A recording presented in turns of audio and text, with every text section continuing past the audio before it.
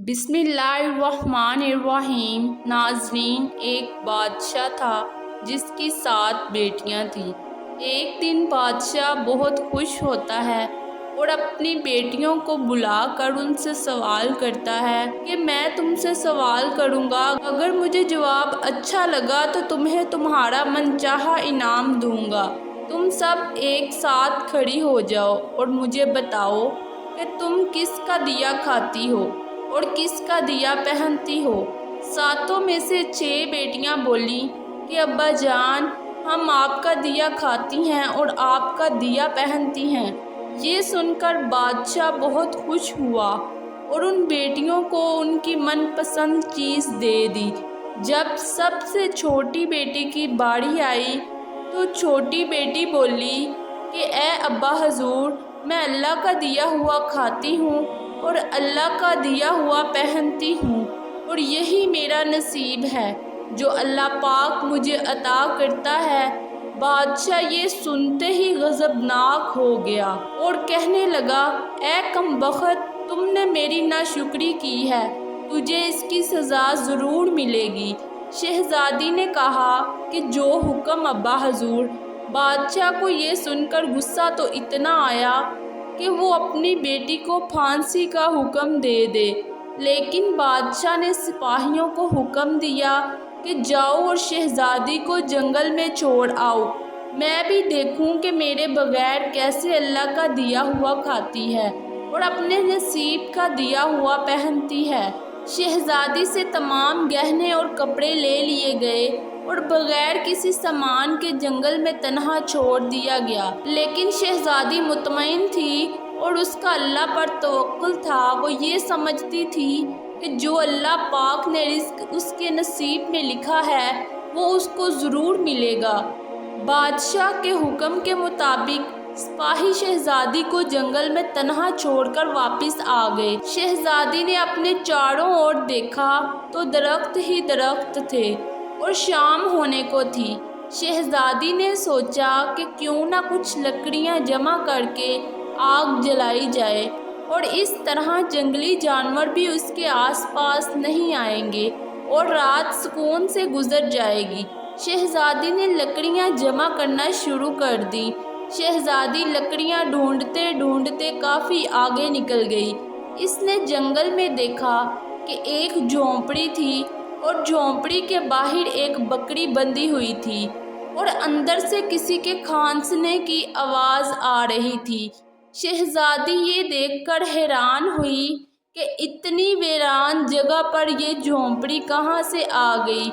इसके बाद शहज़ादी उस झोंपड़ी के अंदर गई तो देखती है कि एक बुजुर्ग बीमार चारपाई से लिपटा हुआ है और खांसी कर रहा है, पानी पानी पुकार रहा है।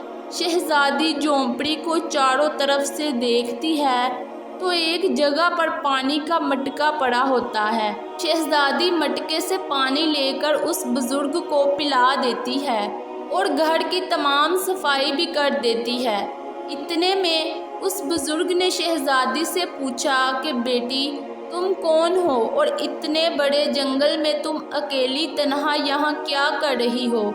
शहज़ादी बुजुर्ग के पूछने पे बुजुर्ग को सारा मामला बता देती है। जब सुबह हुई तो बुजुर्ग शहज़ादी को कहने लगा कि मैं शहर में काम करता हूँ और काम करने के लिए जा रहा हूँ, 7-8 दिन बाद वापस आऊँगा। तुम यही झोंपड़ी में रहो, झोंपड़ी में खाने का तमाम सामान मौजूद है। और कहने लगा कि साथ में नदी बह रही है, तुम यहाँ से घड़ा भर लिया करना और सामने बकरी भी बंधी हुई है, इसका दूध निकाल कर पी लेना।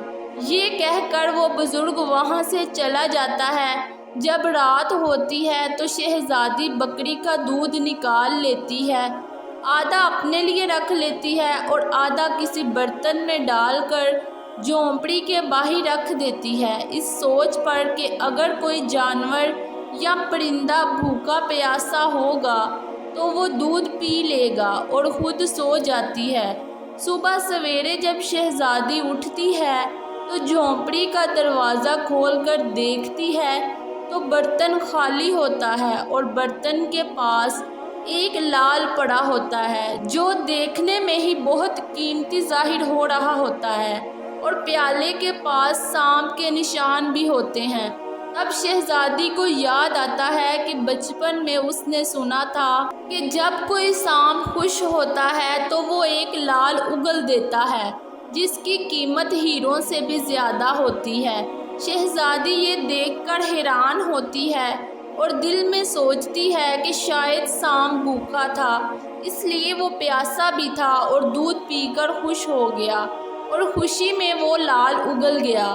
اور پھر جب شام ہوتی ہے تو شہزادی دوبارہ برتن میں دودھ ڈال کر جھونپڑی کے باہر رکھ دیتی ہے اور خود سو جاتی ہے۔ جب صبح ہوتی ہے تو دیکھتی ہے کہ برتن خالی ہے اور برتن کے پاس ایک لال پڑا ہوا ہے۔ شہزادی ان دونوں لالوں کو سنبھال کر رکھ لیتی ہے اور اس طرح 7 دن گزر جاتے ہیں۔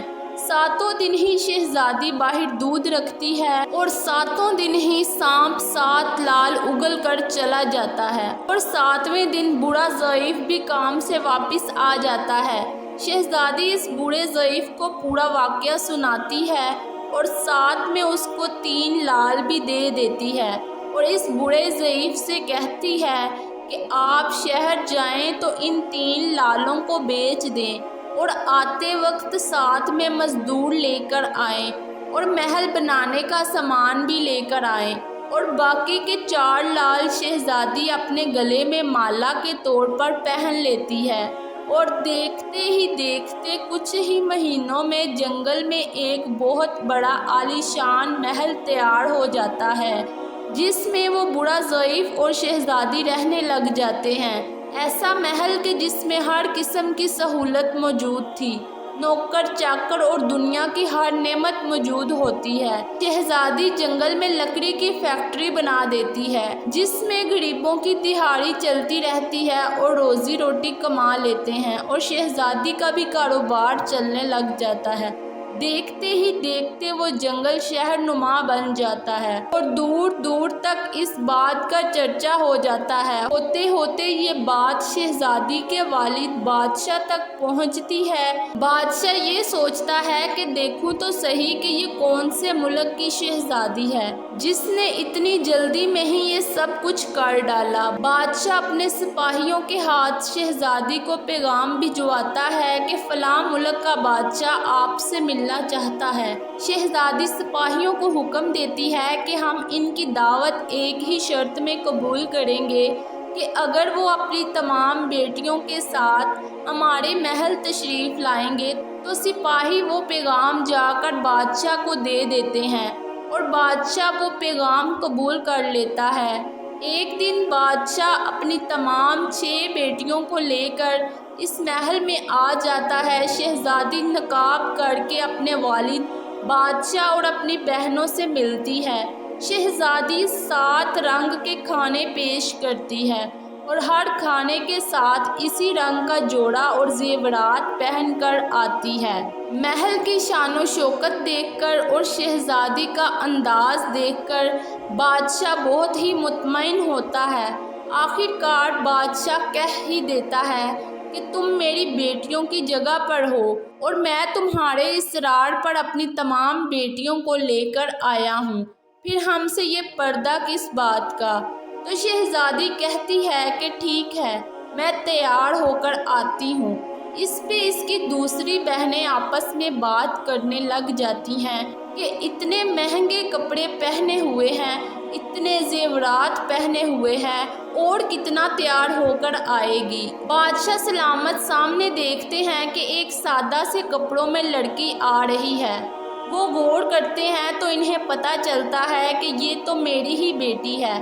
میں تو سوچ رہا تھا کہ اس کو جنگلی جانور کھا گئے ہوں گے۔ جب مجھے اس کی فکر ہوئی تھی تو میں نے اپنے سپاہیوں کو جنگل میں بھیجا تھا۔ سپاہیوں نے بتایا کہ وہاں تو شہزادی کا کوئی نام و نشان نہیں، پھر یہ یہاں کیسے؟ بادشاہ اپنی بیٹی سے مل کر بہت ہی خوش ہوتا ہے اور اپنی بیٹی کو کہتا ہے کہ تم اپنی شہزادی کو بلا کر لاؤ، میں تمہیں شہزادی سے آزاد کروا لوں گا۔ اور اگر تمہاری آزادی کے لیے وہ مجھ سے میری سلطنت بھی مانگے گی تو میں اسے دے دوں گا۔ یہ سن کر وہ شہزادی کہنے لگی کہ نہیں ابا حضور، میں وہی شہزادی ہوں۔ بادشاہ یہ سن کر بہت ہی حیران ہوا اور سوچنے لگا کہ بیٹا تم اتنی بڑی شہزادی کیسے بن گئی، اور بیٹا یہ اتنا بڑا عالی شان محل، یہ نوکر چاکر، یہ فیکٹری سب تمہارا کیسے ہوا؟ بیٹی بولی ابا حضور آپ وہ بات بھول گئے۔ بادشاہ کہنے لگا بیٹا وہ کیا؟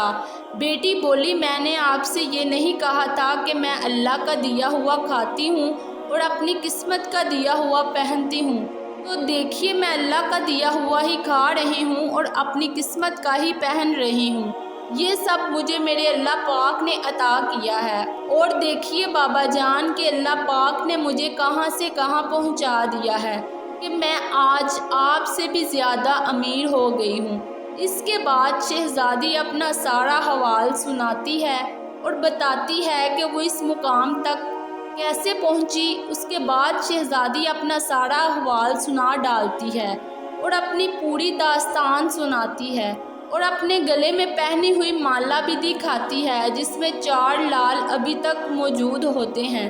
یہ بات سن کر باقی تمام شہزادیاں دل میں سوچنے لگی کہ اے کاش تب ہم نے بھی یہی کہا ہوتا کہ ہم اللہ کا دیا ہوا کھاتی ہیں اور اپنی قسمت کا پہنتی ہیں۔ تو ہمیشہ اللہ تعالیٰ جس حال میں بھی رکھے خوش رہنا چاہیے۔ جو انسان اللہ پر توکل رکھتا ہے اللہ پاک اسے کبھی تنہا نہیں چھوڑتا۔ آپ ہمیں اس ویڈیو کے کمنٹ باکس میں ضرور بتائیے گا کہ یہ کہانی آپ نے اپنے بچپن میں اپنے دادا دادی، اپنے نانا نانی یا کسی بزرگ سے سنی تھی یا آج پہلی بار سن رہے ہیں؟ اور اگر آپ نے یہ ویڈیو کمپلیٹ دیکھی ہے تو کمنٹ باکس میں کمپلیٹ یا مکمل کا لفظ ضرور لکھیے گا تاکہ ہمیں پتہ چلے کہ کتنے لوگوں نے ہماری ویڈیو کو مکمل دیکھا ہے۔ اگر آپ کو یہ ویڈیو پسند آئی ہے تو اس ویڈیو کو آگے بھی لوگوں تک شیئر کر دیں، اور مزید ویڈیوز دیکھنے کے لیے ہمارے چینل کو سبسکرائب کر لیں۔